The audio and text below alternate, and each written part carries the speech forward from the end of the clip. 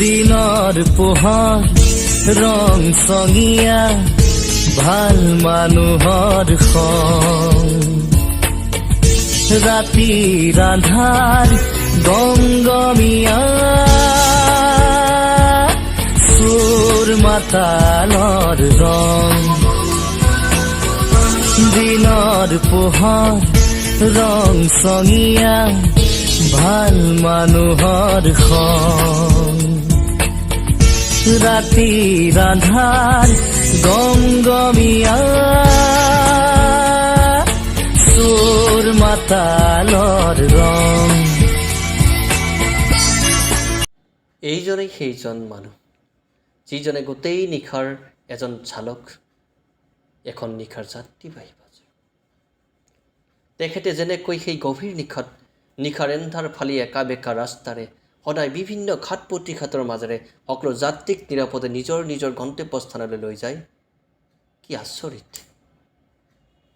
ইমান সহজ সৰল মনৰ গৰাকী তেখেত।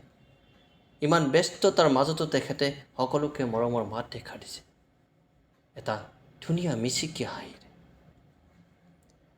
আৰু এনেকুৱা লাগে যেন তেখেতৰ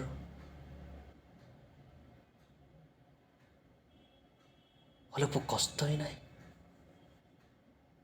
কিন্তু তেখেতৰ এটাই লক্ষ্য, যাত্ৰীখিনিক নিৰাপদে লৈ যোৱাটো।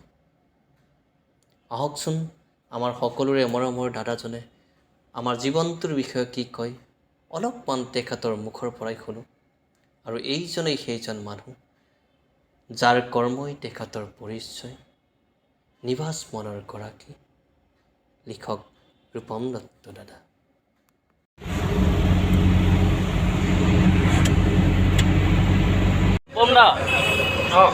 মোৰ নাম নীলমণি শইকীয়া। দাদা এজন সুন্দৰ মনৰ গৰাকীৰ গাড়ী চালকৰ লগতে আমি এতিয়া সকলোৱে পৰিচিত এজন প্ৰখ্যাত সাহিত্যিক বুলি ক'ব লাগিব। সাহিত্যিক নহয় আৰু সাহিত্যিক আৰু আপুনি, কিন্তু দাদা এই মুহূৰ্তত অলপ সময়ৰ কাৰণে মোক কওকচোন দাদা জীৱনটোৰ বিষয়ে এক মিনিট, মানুহৰ জীৱনটোৰ কথা। মানুহৰ জীৱনৰ বিষয়ে কি ক'ম? মই এটাই জানো, কৰ্ম কৰিব লাগে, ধুনীয়াকৈ জীয়াই থাকিব লাগে, আনৰ অপকাৰ কৰিব নালাগে, চব বিন্দাছ থাকিলে হয়। বিন্দাছ ন? এনে দাদা এনে গাড়ীৰ লগতে জড়িত বেছিভাগ সময়? মই এনি টাইম গাড়ীৰ লগত। এতিয়াতো আপুনি ধৰ কিতাপ চিতাপে লিখিছেনে কিবা কিবা নতুন? নতুন এতিয়া লিখা নাই, কিন্তু কিবা এখন ষ্টাৰ্ট কৰিম। হয়, এই আচলতে এইবোৰ থাকিলে ইমান প্ৰেছাৰ থাকোঁ নহয়, হয়, ভাৱনাবোৰ নাহে। হয়, নাহে ন?